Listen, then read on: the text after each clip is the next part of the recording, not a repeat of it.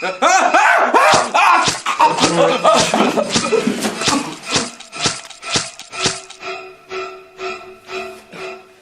that's how you make a slasher movie.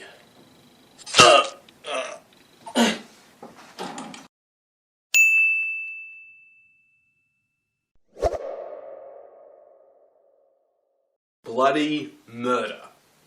This is quite possibly the Room of horror movies. I'm not joking. While it's not as bad as The Room, it almost succeeds in reaching that bizarre inverted nirvana that it's just funny.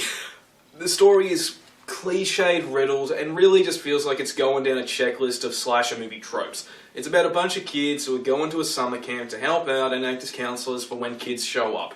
But, oh no! Mysteriously, some of them start disappearing, and some of them begin to believe it may have something to do with the urban legend of the serial killer Trevor Morehouse. Which is actually a bit of a problem with this movie's story. It never really goes into details about Trevor Morehouse.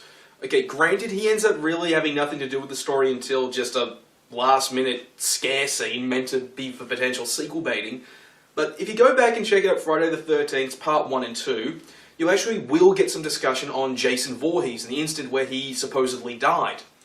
More so in number 2, but still, they actually go into detail in those movies and give some backstory about Jason.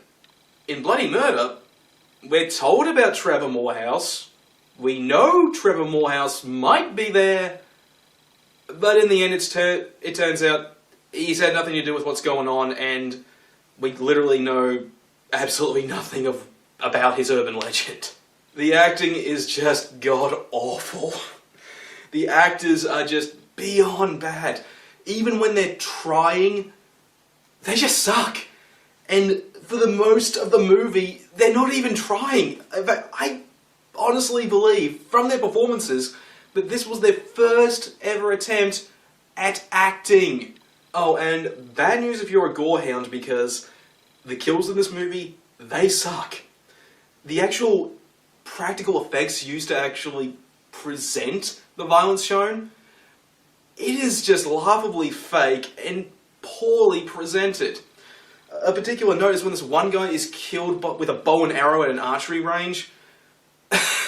It's just laughably terrible. And it would not even pass as a student project. In fact, that's what this movie feels like. It feels like a poorly hobbled together student project that started out as a Friday the 13th fan film. Which also reminds me, take a guess of what year this movie came out in, okay? Take a few seconds to think. I'll wait. Okay. The movie looks like it was made in around late 80s, early 90s. But here's the punchline. It's only 16 years old. It was made in 2000. And yet, its production quality is so bad, it looks like it's decades older. At the end of the day, Bloody Murder is a bad movie, but it's something you can laugh at. If you're a fan of horror, I recommend checking this out just so you can enjoy it in the same way other people can enjoy The Room. But if you're not a fan of horror movies, yeah, you can pretty much just skip Bloody Murder. You're really not missing out on that much. Unless you really like bad movies. Oh god, this movie. Alright, if you guys like this review, then I'll actually get some other movie reviews, or maybe one of my game reviews. If you like this video, don't forget to like, favorite, and subscribe. And if you're looking for some Let's Plays, how about you check out my friend Fowler at Lounge Mad Gaming. Alright, I'll see you guys next time.